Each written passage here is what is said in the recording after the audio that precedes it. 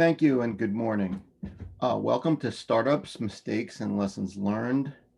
What we're hoping to do is give you a guide to some typical and practical mistakes that startups make when they found their business, to illustrate some potential trouble spots in the journey and life cycle, and how founders can address them in advance to avoid repeating them.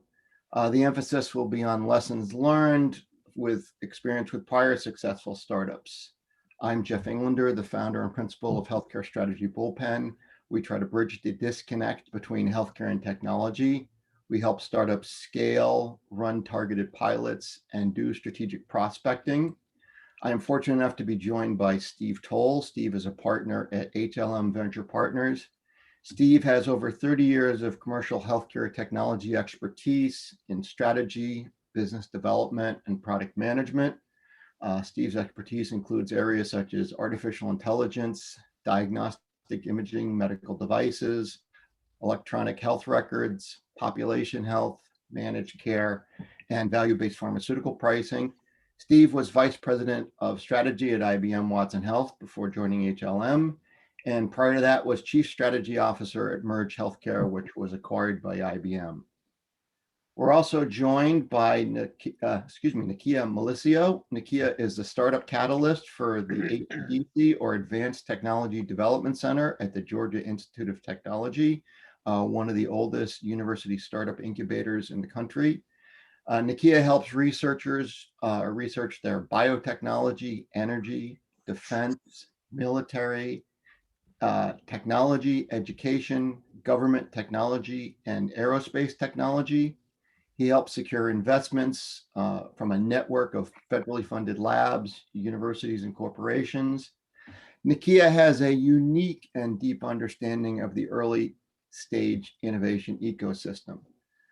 So what we're going to do is give you a kind of 5-dimensional look at the mistakes that founders have made. We're going to talk about mistakes that they typically make when founding a company, some of the mistakes in terms of strategy and vision, in terms of funding, evolution of the business, and then scaling or maturing the business.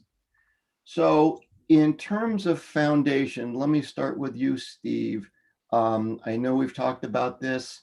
Can you talk a little bit about lack of, mission or vision, and some of the mistakes that you think founders make? Sure. Well, I'm happy to be here today. HLM is, before I start answering that question, we typically do anywhere from a Series A to a Series C institutional round. So we're typically working with companies that have gotten some traction in the market, and they've gone through non-dilutive funding, and they're going out to raise institutional money. I think the biggest thing I've seen is that you've got to have a very clear focus to the company. You've got to have a mission. You've got to have a very unique value proposition. You've got to be able to explain what you're doing and why it's better than your competitors, if there are competitors. And by the way, investors hate when people say there's no one doing what they're doing, because there's always some alternative force in the universe, right? I think focus and unique value proposition and getting traction, adoption in healthcare is always the problem and the opportunity. And so I think losing focus is one of our biggest concerns. That's very helpful. So, one of the things I've seen in our experience is people will see an Uber or a Facebook or someone else, and they try to imitate someone they're not. So, part of my advice here would be, be yourself, be who you are. You have your own unique strengths and weaknesses, your own unique market position. Nikia, you talked a little bit about, in the technology transfer process and others, particularly with respect to academics, a mistake that they make when founding their business. Can you talk a little bit about that? Yeah, thanks for that. I think that, spinning out a technology out of a university is no easy feat. It is certainly an arduous task, but I think that, having faculty members or researchers that sit down with someone that understands not only the ecosystem that they're trying to spend their technology in, but uniquely helping them understand their IP and navigating the tech transfer office, and really sitting down and putting a framework around what does that look like in translating my technology from the university to the market. And what are some of the do's and don'ts related to what should I be doing? Should I stop the lecture circuit of, being out there telling people about my technology and then go in trying to get a disclosure around it and say, oh, well, it's secret. And, now you've already told the whole world what you're doing. And so now you can't claim, any kind of privacy there. So there's a lot of do's and don'ts that I think that faculty members, some of them that are seasoned entrepreneurs, really have a good understanding of some of the things that they should be doing. And then there's some that just don't. And I think that, having a strategy with someone like an EIR or a Startup Catalyst or someone that is on the campus that can say, okay, here's what the tech transfer process looks like. Here's what the market looks like. Here's, an initial understanding of where we think this IP will sit in the market, where it will be valued at, and just kind of walk them through, some good use case, some good business cases for their technology to make sure that it is very successful from lab to market, or translating their technologies into a commercial market. And I also think in a deep tech world where a lot of the foundational tools are open source, Mm-hmm. you really need to look for advice on what you can protect and how you can protect it. Mm-hmm. And so I think the incubators and the accelerators out there that can give you that advice are really critical to do that as early as possible. Right, absolutely. Can both of you talk a little bit in terms of the, founding the company, what you think can be helpful? And we've all worked with incubators and accelerators, where they can provide the most value and where they can maybe not provide the most value, and how you envision working with them in certain cases. Yeah, so I'll take, for us, at ATDC, or for me as an individual coach, I love the term, build with the end in mind. And how do we surround the entrepreneur with the resources, the capital, the talent, the experts, the SME experts that really help them to understand what does it look like in commercializing your tech, and just making sure that they have the right team, just really making sure that they're leveraging all the resources that we have, especially here at ATDC, where we have Investor Connect and Campus Connect and Industry Connect. And we have a plethora of resources that we can surround the entrepreneur with very early on. And so we can touch very early or very late stage companies. And we have, an amazing rock star staff of coaches that have been founders, that been there, done that, have raised dollars, and kind of know where all the landmines are, so to speak, and know where all the hidden bones are in the closets and in the holes in the ground, so to speak. So it could really help the entrepreneur not only leverage the educational programming of ATDC or an accelerator or an incubator, but also leverage the SME experience and coaches that can help guide them through this process. Steve, any thoughts on the role of incubators and accelerators? Yeah, well, HLM is a Boston-based firm, but I live in Chicago. And here in Chicago, we have two pretty well-known groups. You've got Matter and you've got 1871, and a few of our portfolio companies have actually come out of those groups. And I would say it's the coaches for sure, people like me and Nakia, who are available to give you our experience, but it's also the connections to the local community, strategic players, the health systems, the life sciences companies. It's right. And then it's also just the peer-to-peer networking. When we have our annual meeting with all of our investors, we also have an analog session with our portfolio company CEOs. They learn a lot from each other. Mm-hmm. And so the peer-to-peer networking opportunity these incubators provide is valuable. Mm-hmm. Yeah, no, I think that's very helpful advice.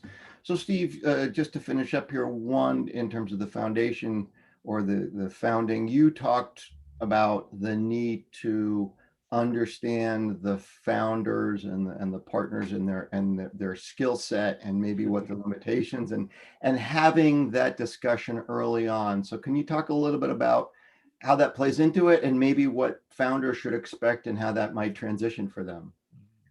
Yeah, as a company grows and you get traction, at early stage, you're doing everything. It's all hands on deck. And then as you evolve and you bring in more money and you bring in a bigger team, the dynamics of the business change completely. And when we're looking at companies to put money into, we're evaluating the team, because we're not investing in a company, we're investing in people. And so we're looking at, is the CEO someone that can grow in the role? Or are they more of a visionary where they're perfect for early stage, but later stage, they probably need to move more into a role of being the evangelist and the product visionary, but they're not an operator day to day. You know, when you get into when you got when you got 6 people and you got 40 people and you got 140 people, the needs to be an operator change dramatically in terms of HR and compliance and other issues. So we often will ask a CEO where we might have questions about, are they a better evangelist than an operator? We'll actually start talking to them early. What do you want to be when you grow up? And it's an awkward conversation sometimes, because we're not criticizing their skill at all. What we're saying is, have you thought about what this is going to look like when you are successful? And I think every founder needs to start thinking about that, because it'll happen if things go according to plan. Absolutely. Yeah. No, that's helpful.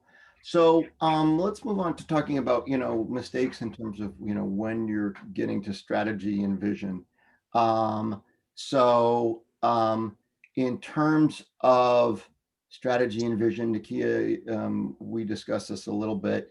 And I've seen this particularly with the advent of Clubhouse. We run a room on Clubhouse. We've done a number of different things for our firm on Clubhouse. And you see some people who are all over there, and there is this kind of, star-studded, health tech is hot, digital health is hot, and some of these people are everywhere. They are the new Oprah of Clubhouse and LinkedIn and webinars. What's the risk there? Yeah, I think the risk there is that the hype around the founder doesn't match the hype around the tech, and then you kind of when you really start to get under the hood and you really start to do all your market analysis and you really start to look at is there funding around this issue? Is this a big enough problem? Are people trying to solve it? Is there a massive amount of funding happening in this space? And and I think that I don't have an issue with founders, being on TechCrunch and doing all those things. I think that's great for the fundraising aspect, really having that notoriety and kind of being out there. But I think the technology and the problem that you're trying to solve, that should actually be the rock star. And I think that when it's the rock star, it definitely puts, you in a better position to make sure that you're able to raise the funding that you need that can really help it grow and scale. And I think that, in this world of startups, a lot of founders love they're enamored with this lifestyle of, watching a lot of Silicon Valley on HBO and all these startup shows and all the excitement behind it. But when you really look at the hard work that goes into really, building a company and getting a company launched, most of it, you don't have time for all that stuff. I mean, because you're so busy building and you're so busy making sure that your tech works, all the relationships, and the more complicated and the deeper the technology and the more regulation that the tech has to pass through, God, that's enough to keep you busy within itself. And so I think sometimes it can do founders a disjustice where the focus becomes so heavy on them and not the technology or the problem that's being solved. And so it kind of can leave somewhat of a bad taste in a VC's mouth of like, wow, I thought I heard all of this, but now that I see this and it's not that, that can kind of be some disjustice to the founder. So kind of continuing on, and Nakia, I think that's a terrific point. Steve, you talked about lack of focus, and one of the things we see is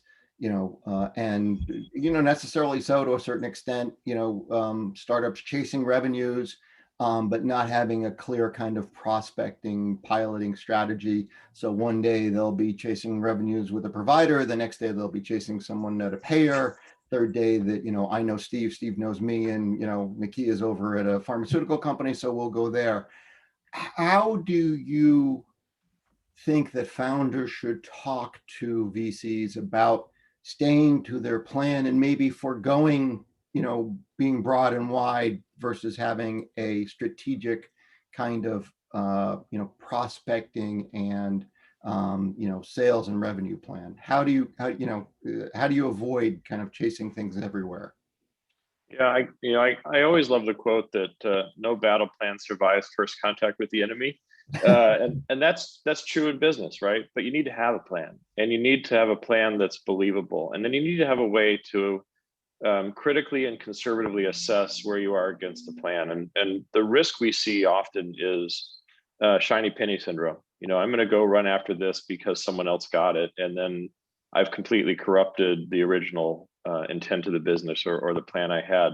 And then also discipline and forecasting. I think as you grow your business and as you go out for institutional financing, being able to forecast where you think you're going to end with some level of accuracy is really important. And it's okay if you have a long sales cycle. That's not the issue. The issue is, can you forecast when you're going to land accurately? And so having that discipline around when you call something at a different stage in your sales pipeline is really important. And so if you are in an early stage startup and you don't have that discipline, I encourage you to find someone to give you advice on how to adopt it, because it'll help you so much as you build the company. Mm-hmm. So we're going to talk about that in a minute when we get to execution in terms of finding someone. But in terms of let me follow up on that. In terms of having a strategy and the forecasting ability, when you're funding an early stage, maybe A or even seed, you're kind of funding a vision. As you start to move to B and C, you're starting to move more towards having regular execution, having regular milestones. How do you work as a founder to make sure you're kind of making that transition? I think the first thing is do your homework. It's important that when you're going out to raise money, that you go to the right people. There's some groups that won't fund a business plan. They just won't. We're one of them. We go a little bit later stage because we're more growth equity as opposed to seed stage. But do your homework and find the groups that'll go earlier, and then talk to people who have done business with them. I think that's something that a lot of founders don't think to do, but do reference calls, talk to other CEOs of companies who have been financed by different venture capital groups. Understand the dynamic, because just as your relationship with your co-founders is really important, and compatibility with your investors, and do you have a shared vision? Do you want to grow organically or grow through acquisition? These things really get complicated as you grow. And so do your homework and try to find others who have gone through the process and ask them questions about what these people are like. It's a very competitive game, the whole fundraising venture capital space, and people have sharp elbows for a reason. But protect yourself and do your homework. Yeah. Sure. So in terms of the fundraising game, let's talk about some of the mistakes that companies make when they look at funding. Nikia, early stage companies have a lot of plans that they can take advantage of, a lot of programs. Right. Can you talk about areas there that may help them, or different programs that you think that people don't take advantage of that they could? Yeah. So I'm always a huge fan of researchers, faculties, engineers, anything that's coming out of a laboratory or a university. Leverage the fact that you have earned the right to access non-dilutive funding to commercialize your technology and get it ready for market. And so taking advantage of a lot of non-dilutive funding is I highly encourage that before you start to go down the path of looking at just traditional sources of funding, such as VC dollars.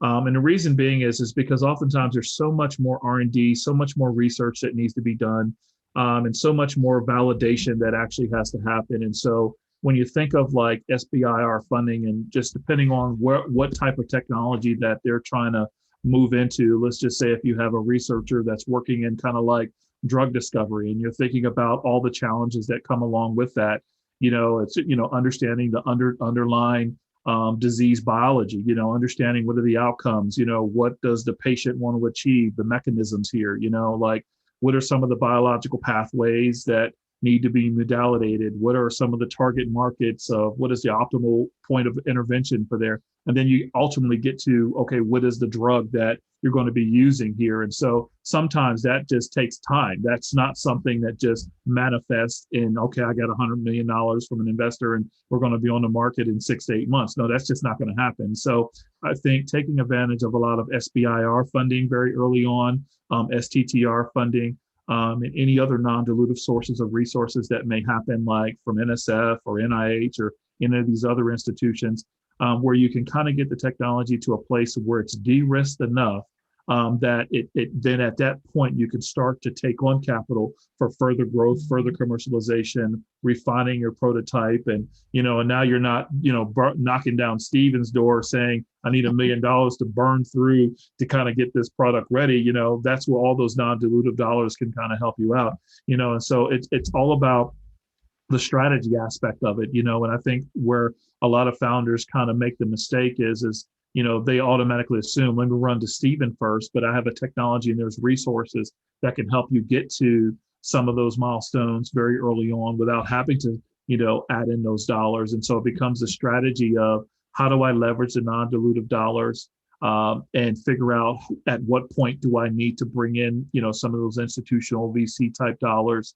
And what is that roadmap for the technology? Now, that's very different from every technology. If you're talking about for whether it's a drug discovery, medical devices, they all have very different runways and different pathways, but also they have, very intense regulatory, highly regulatory markets. And when you start to think about healthcare in its entirety and the whole value chain, you've got the development, the regulator, the payer, the channel, the provider, and the consumer. And so there's a lot of pieces that you got to kind of consolidate and pull together.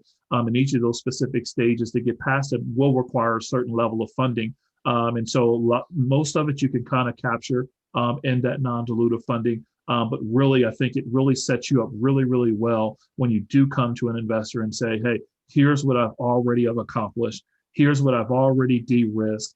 Here's what some of my growth challenges are, and here's how I can kind of get there. So taking advantage of non-dilutive funding is always my first choice to encourage, researchers, faculty, engineers, and students that have a deep technology before they start to see someone like Stephen.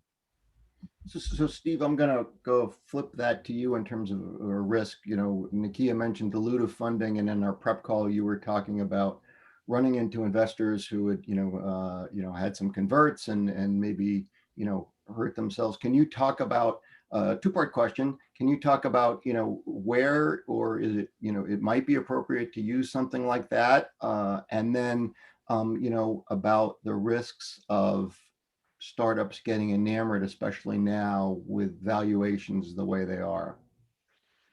Yeah, I think Nakia's point about non-dilutive capital is critical because when you get to a stage where you're talking to a venture guy or girl, we want to see that you've made progress and you've been savvy about where you get your money. But when you come into an institutional round, a couple of mistakes we've seen is that companies will carry a ton of convertible debt, and that causes them to want to have a very high valuation, an artificial valuation. And they don't want to cram their previous investors down. They don't want to do a down round, especially as a Series A. And so they end up finding a strategic investor who's less sensitive to valuation, will give them this lofty valuation, they'll fund their company, and then they'll stall because they lose momentum. And then they have to go do their next round. And the next round is going to be very painful because it's going to be a down round. There's going to be structure tied to it. There's going to be preferences added in.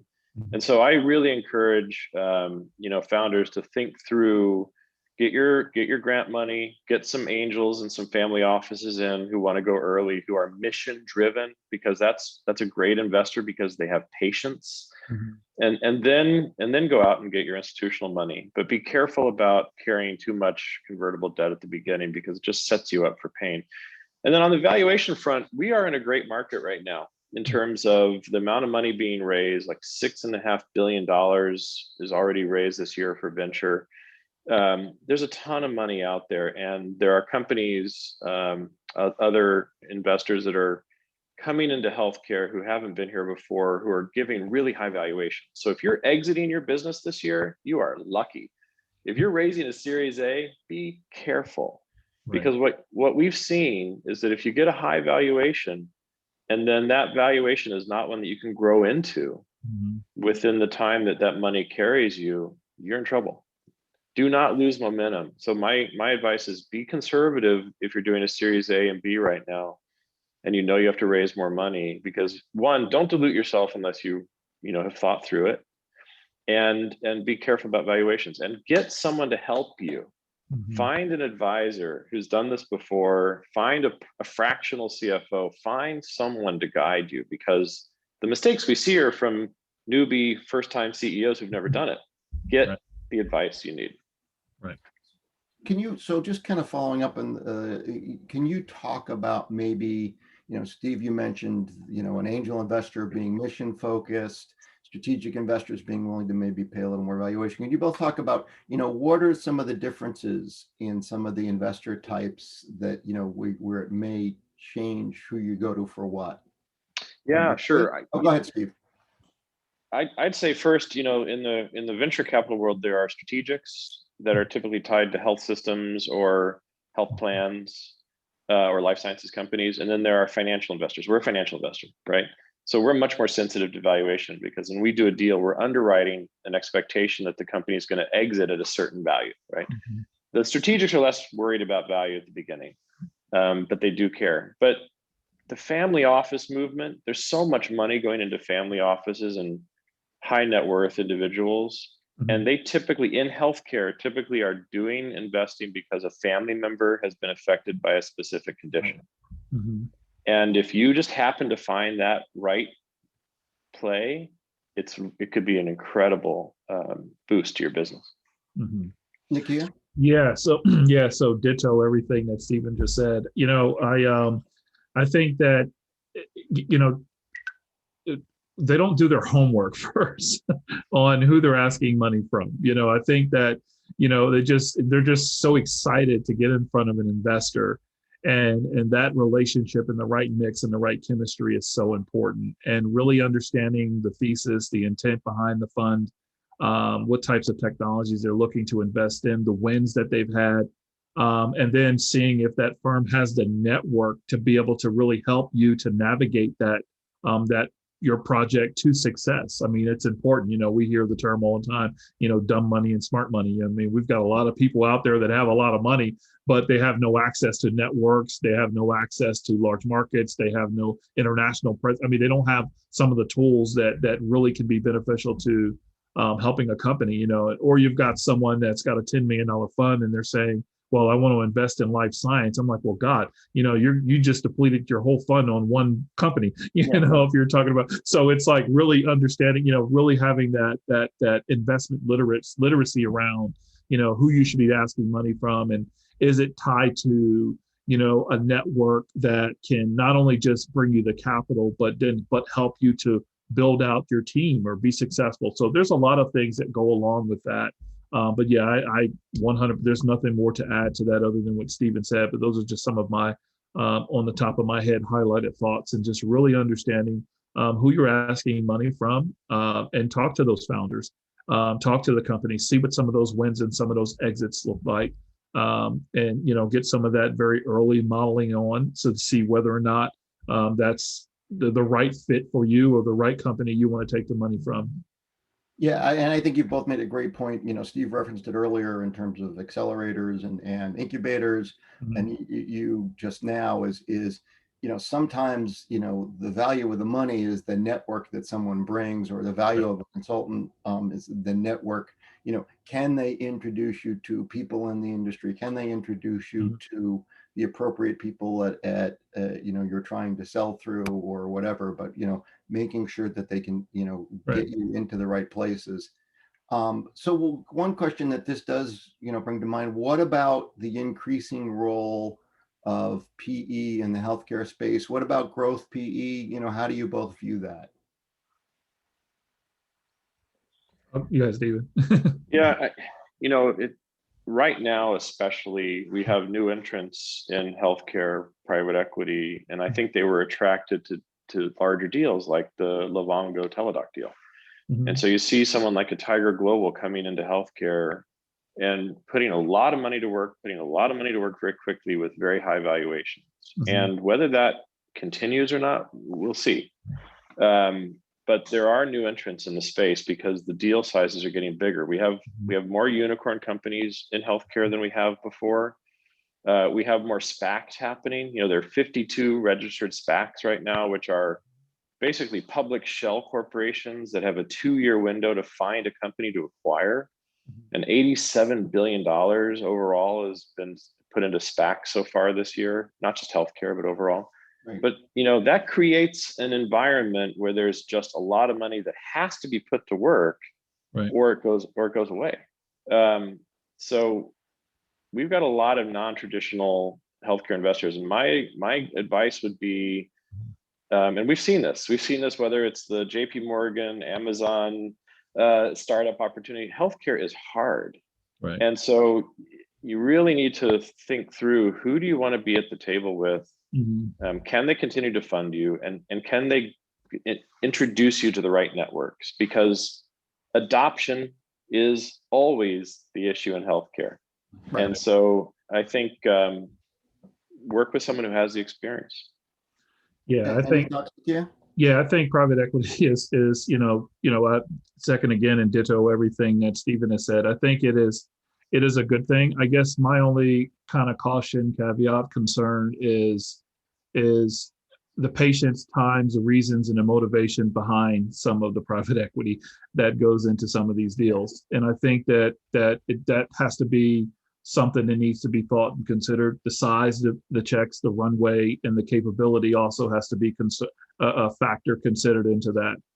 Because there's nothing worse than to have these founders get to a place and then have a stop and a stall because there's no patience. You know what I mean? So just some of those social things that I think need to kind of be the factor. So those are only thoughts that I have around the whole private equity piece.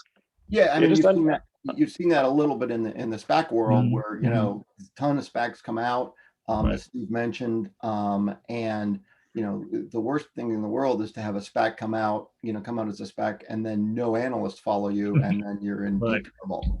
Right, exactly. Yeah, I think people need to understand very clearly the underwriting criteria that a private equity firm is using when they put money into your company, because they've got a very specific window and a very specific expectation, and it's just got to be achievable. Right. yeah, it's a different world. So let's talk about Steve. You mentioned the need for a fractional CEO or CFO. I would second the need for, in terms of execution, a COO or a strong operator, whether it be fractional or some experience to keep the trains running on time. A lot of time in my experience, you see founders who are brilliant people, great thoughts, but they have 20 thoughts a day, and you need someone who can be strong enough temperamentally to say, oh, no, we need to stay focused on this, and to keep them on track. Any other thoughts on ideas? Let's start with you, Nakia, in terms of areas in terms of execution where startups make mistakes. Yeah. So, I can't tell you every conversation, and I'm not going to say every conversation, but majority of my meetings that I have with founders is always around funding or, their technology. It's great. Everybody wants it. But very rarely do we spend time talking about team personnel. How do we leverage the right talent to help us achieve some of these short-term and long-term goals? And how do we do that? And very little of them ever sit down with like an HR specialist or talent acquisition specialist to really start to think about, crafting out, what does this personnel or role look like that I need, or for me or for myself, and giving myself some type of job description. And I think that for founders, I think that's so important to start thinking about that very early on from a personnel standpoint. And as it relates to them getting into bringing in fractional CTOs or fractional CEOs, you have to be honest with yourself and knowing where your limitations are. I mean, yeah, you may be a rock star of the technology that you've created, but I mean, if you're not, a leader, or if you're not, the CEO, you don't have CEO material, whatever that, whatever, how someone defines that. I think that you need to strongly, consider bringing in someone that has that experience. If nothing else, it gives you that jump start, that kind of gets you a little further down the road to where you can kind of look at someone that can be a little bit more permanent, where he or she can be permanent within within your company or your organization. And then definitely, if you've got one or two investors as on your board, maybe they can appoint someone that can be that fractional CTO if they see that there's strong potential for this company to grow, because sometimes that window is real short and small. And if you don't strike right and you got the wrong leadership, you can kind of miss and blow the whole thing up. And while you've got all this invested interest and time, you definitely want to make sure you have the right people in place to help drive the organization to the next level. Steve, thoughts on the things you can do during execution phase? Yeah, I think in addition to all of that, I think setting up an advisory board, a formal advisory board, is important, and meeting with them regularly. If cash is tight, there are lots of ways to compensate advisors. And a lot of advisors want to give back to their community. So, what I would encourage you to do is get people who have experience in areas where you're weak. Get someone who's got CFO experience, get someone who's got market experience. If you're selling into the hospital market, go find a former hospital CEO who's retired, who wants to be on advisory boards. Right. But you need people who will speak the truth to you. Yes. and really help you build and refine your plan. And that's just as important as having a COO in-house too. So right. Depending on where you are and what you can afford, get some strong advisors who have enough gravitas to help you in the market, but also help you when you need to hear things. Right. What kind of creative ways have you seen people, in terms of people who do want to serve on advisory boards? What kind of creative ways? Is it just finding people who want to serve because of mission or giving back, or what other things have people you notice do? Yeah, some of it's giving back. Some of it's a small stipend to cover expenses. Some of it is warrants in the company. You got to be careful there because there are tax consequences. But there are different ways to do it.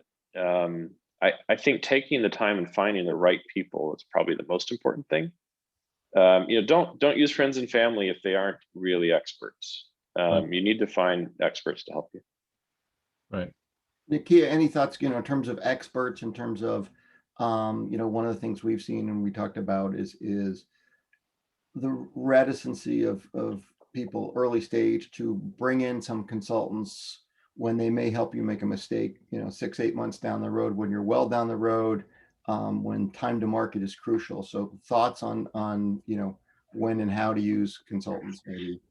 Yeah, I think that, when you think about kind of the stages of where you are, much like we talk about, there's got to be a strategy around your fundraising, a strategy around your growth. You got to have a strategy around key personnel as well, too, when you're thinking about, each of the stages of your company. And I think that very early on, like when you first take that first dollar from an investor, at that point, now it's serious. Before you were just goofing around, you know what I mean? And now, now you're responsible for someone else's dollars here. And so when you think about, just even in like understanding kind of where you are from a health risk, and we're talking about maybe health tech companies here, or, if they're trying to sell into like a healthcare system, and, maybe an expert that someone is expert in technology risk and management risk, and someone that maybe has expertise in around regulatory risk and safety and efficacy, or somewhere around that, or someone that has expertise in maybe the whole market adoption process around reimbursement, and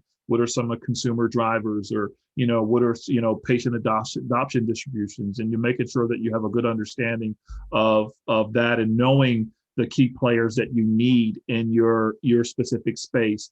And then kind of outlining a framework for, what specific job do I need them to do with our company, and give them, have it be very clear, especially if you get a serious expert in there, don't waste their time. Be very serious about that. because they're going to not only just bring their expertise, they're going to bring a network with them as well. And they're going to bring investment if that possible, or a connection to something investment. So you have to be very thoughtful and surgical and intentional about the staffing that you bring in as well too, especially when you're talking about the growth aspect of it. But sitting down with an advisor, someone like a coach or an EIR or startup catalyst, or someone that has expertise in helping you craft out what either the advisory board should look like or what the personnel should look like. But it should be mission focused. That person, him or her, should have deep domain experience in the area that you're trying to go, but then there should be a well thought out plan on how they're going to get you there. But then there should be some KPIs in between that. It can't be there just to be there, but there's got to be some track, measurable, balanced system to really determine whether or not that they are delivering on impact for you.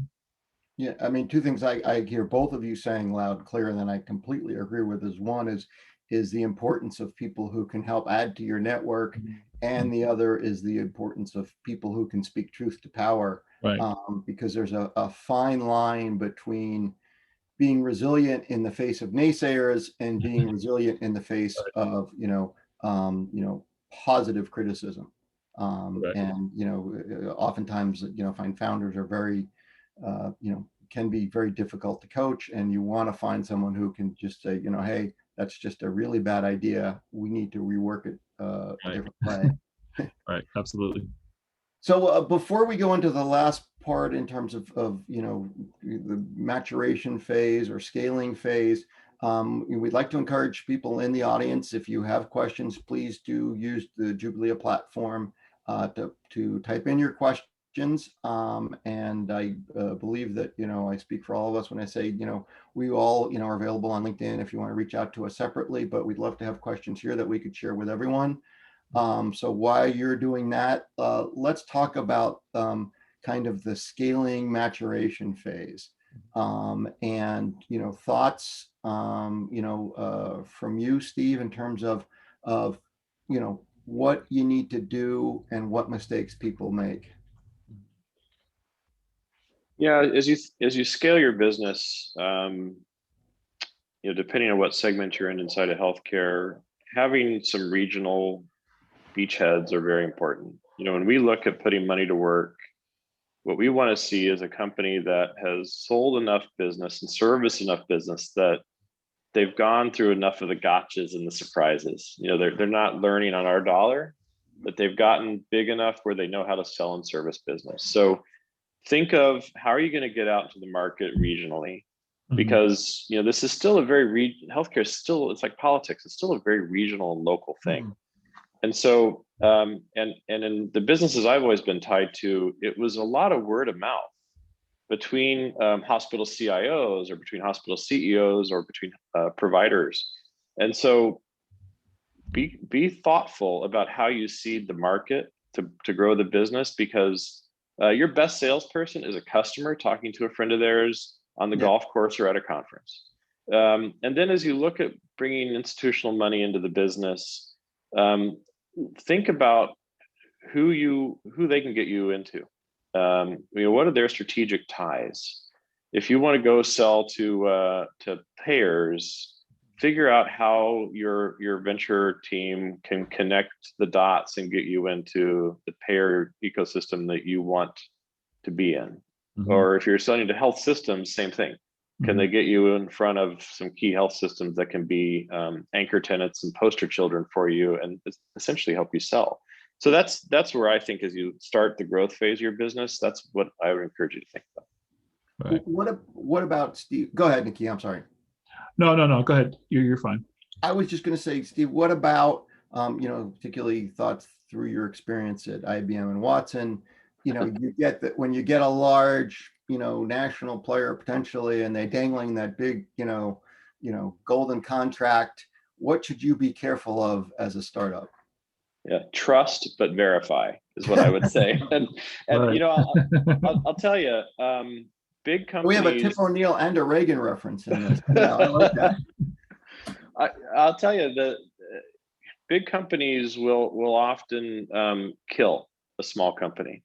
And so what I encourage you to do is do your homework again and figure out if someone's got a partner ecosystem and it looks like it's a great opportunity for your business, make sure that others have been successful in that partner ecosystem and actually talk to them and find out if they're not competitors, and find out how it works, and how are they, greasing the skids internally, because the alignment of the incentives is always the challenge. So if you've got a big organization like an IBM putting you in their partner ecosystem, you got to ask yourself, how did their salespeople get incentivized to talk about my business?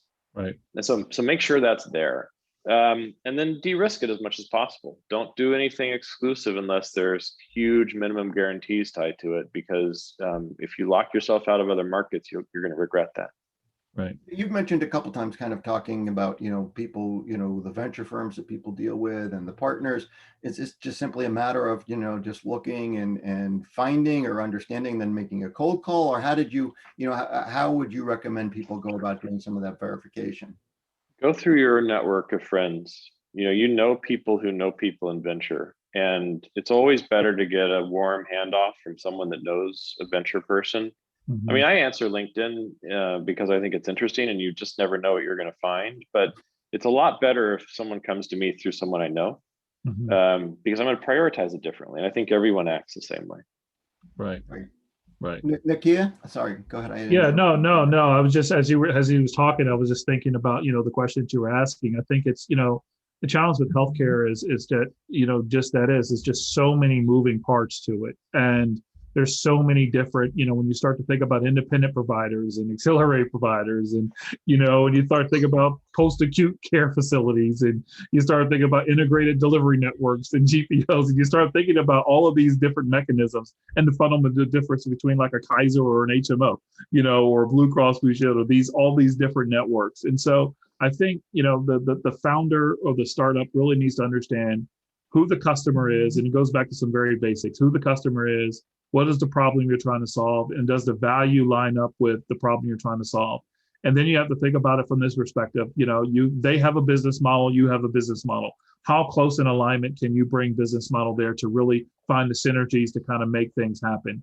And just really understanding, sales cycles, understanding, what is their adoption criteria of technologies, and, how often do they buy, when do they buy, who's the person making the decision. So it goes back to just some of the basic fundamentals that we talk about from a customer discovery standpoint, and just really understanding the ecosystem inside and out before you really start to know who you're talking to and why. Because, across the chain, remember, you're not just selling. We understand that the patient has the benefit, but then there's this whole ecosystem that you have to go through just to get to that one patient, and then figure out who's paying for it, and so you got to think through the entirety. And so I think that that's where some of our startups need to kind of have some very early on focus there.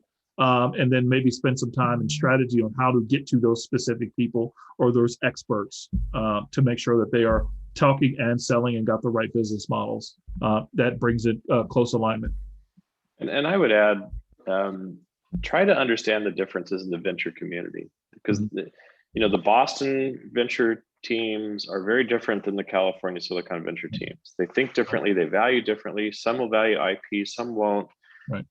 And I was actually at a meeting one time, and the guy said, "Do any of you have on sneakers with white soles?" And we were from Boston. Of course we did. He's like, "If a California team were in here, they'd all be wearing sneakers with white soles," right? So it's kind of like rap music. You got an East Coast variant and a West Coast variant, right? And so, right. and Nashville is different, and Chicago is different, right? Yeah. So these teams are different. So try to learn that, and then figure out, who do I want to target. So. Right. So we have just a minute or two left. So just a quick question, what advice would you give, or what thing would you say to a startup to avoid a specific mistake, or, what would be your word of wisdom? So I'll start with you, Nakia. Yeah. Just don't be afraid to say, I don't know. Always be willing to ask for help. I get ambition, I get excitement. Don't oversell yourself. Just come in there. I think that, people appreciate the honesty and say, here's the problem I'm trying to solve. It's big enough. Just be honest about where you are, and be coachable. I think, that will truncate everything else. If you're not coachable and you have this high level of arrogance as a founder, word travels fast. As massive as the tech ecosystem is from around the globe, it's really small when you really think about the network of people, investors. And so, just really be careful about the arrogance that you have, and just be coachable and willing to listen and sit down with someone, like me or like Stephen or like yourself, Jeff, to really talk about some of those detailed things. I'm a very stickler for making sure that you talk to people who are experts. We've got tons of mentors that can give you advice about a variety of things, but I'm really, let's find the expert. So find an expert in your industry, and to spend as much time with them as possible. Great. Steve? Yeah, I would say stay focused, get advice when you need it, and then try to be as conservative or realistic as possible when you talk to investors. And the reason I say that is that when someone comes to us and they're a very energetic, high energy CEO, but then they're oversteering and they're trying to oversell, we all are going to give you a haircut in the back of our mind. Whatever you tell us you're going to do next year, we're going to cut it back because we have to underwrite the investment. Right. So the more conservative and realistic you are, the more we're going to like you, because it means that you're also going to be careful with the money that you get from an investor. Right. So I think focus, get advice, and be conservative. Right. Absolutely. And I will add, I will second Steve's, comments of staying focused. And I think, be honest with yourself and about your limitations. Right.